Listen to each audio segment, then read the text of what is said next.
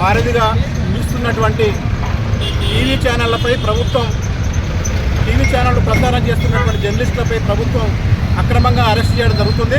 గత వారం రోజుల క్రితం ఎన్టీవీలో ఒక వార్త టెలికాస్ట్ అయినందుకు ప్రభుత్వం దురుద్దేశంతో ఆ ఛానల్ టెలికాస్ట్ చేసినందుకు క్షమాపణ చెప్పినా కూడా ప్రభుత్వం మాత్రం దమనకాండ చేస్తూ ఆ జర్నలిస్టులను, టెలికాస్ట్ చేసిన జర్నలిస్టులను ఈరోజు ఒక సీనియర్ జర్నలిస్టు విదేశాల పర్యటనకు వెళ్తున్న సందర్భంగా మరో జర్నలిస్టు ఇంటికి వెళ్ళి ఆ తలుపులు పగలగొట్టి ఈ 5 జర్నలిస్టులను అరెస్ట్ చేయడం అమానుషం.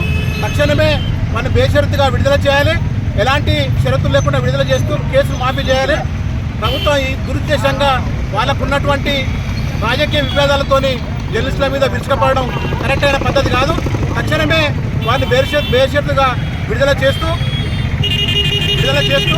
ఎన్టీవీ యాజమాన్యాన్ని కాపాడవలసిన బాధ్యత జర్నలిస్టులపై ఉంది. కాబట్టి రాష్ట్ర